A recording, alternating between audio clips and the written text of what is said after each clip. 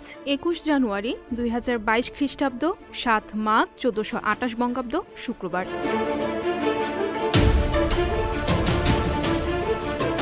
১৯৭৫ সালের ২১ জানুয়ারি আওয়ামী লীগের সংসদীয় দলের বৈঠক হয়। সে বৈঠকে শেখ মুজিবুর রহমানকে সর্বময় ক্ষমতা অর্পণ করা হয়।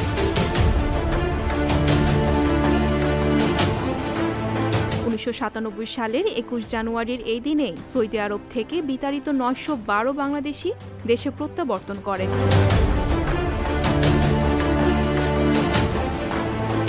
মধ্য আমেরিকার রাষ্ট্র বেলিজের রাজধানী শহর হচ্ছে বেলমোপান। ২০০৫ সালের ২১ জানুয়ারি বেলমোপানে দেশটির সরকারের নতুন করনীতির প্রতিবাদে দাঙ্গা ছড়িয়ে পড়ে।